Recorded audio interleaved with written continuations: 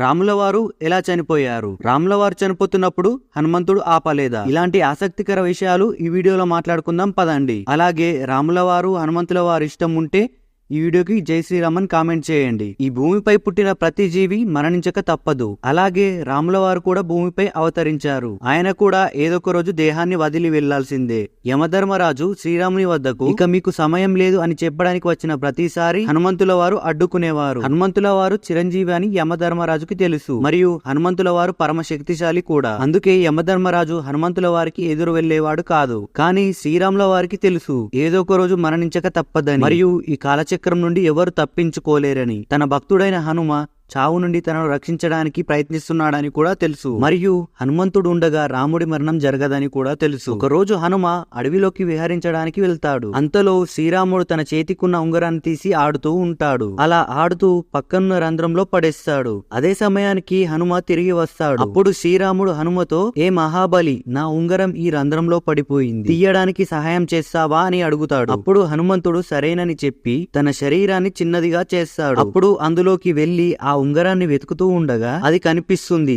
కానీ దాన్ని పట్టుకుందామని వెళ్తే అది ఇంకా లోపలికి వెళ్తూ ఉంటుంది. అలా హనుమ దాని వెనుక వెళ్తూ ఉంటాడు. చాలా సమయం గడిచిపోతుంది. అలా కొంతసేపటికి పాతాళానికి చేరుకుంటాడు. అక్కడ సర్పాలకు రాజైన నాగరాజును కలిసి ఆయనతో హనుమంతుడు ఇలా అంటాడు, ఏ ప్రభు, శ్రీరాముడి ఉంగరం ఈ పాతాళంలో పడిపోయింది, దయచేసి ఆ ఉంగరాన్ని నాకు ఇప్పించండి అని అంటాడు. అప్పుడు నాగరాజు, నా దగ్గర ఉంగరాలతో ఉన్న ఒక గది ఉంది అని అంటాడు. భూమి నుంచి ఏ ఉంగరం పడినా దానిలోనే జమ అవుతుంది, మీరు ఆ గదిలోకి వెళ్లి వెతకండి అని అంటాడు నాగరాజు. సరే అని చెప్పి హనుమంతుడు ఆ గది వద్దకు వెళ్తాడు. అక్కడ చాలా ఉంగరాలు ఉంటాయి. అయితే హనుమంతుడు ఉంగరం గురించి చాలా సేపు వెతికిన తర్వాత ఆ ఉంగరం దొరుకుతుంది. దాన్ని తీసుకొని వెళ్తూ ఉంటాడు. కానీ పాతాళ లోకంలో సమయం చాలా నెమ్మదిగా నడుస్తుంది. అక్కడ ఒక్క క్షణం భూమిపై కొన్ని సంవత్సరాలతో సమానం. అలా హనుమంతుడు అయోధ్య చేరుకునేసరికి చాలా కాలం గడిచిపోతుంది. అప్పటికే శ్రీరాముడు తన శరీరాన్ని విడిచిపెట్టి వెళ్లిపోతాడు. హనుమంతుడు శ్రీరాముని ఆఖరిసరిగా కలవలేదని బాధపడతాడు. హనుమంతుడు తను లేకుండా ఉండలేడని రాముల వారికి ముందే తెలుసు. అందుకే హనుమంతుణ్ణి పాతాళ లోకానికి పంపించాడు.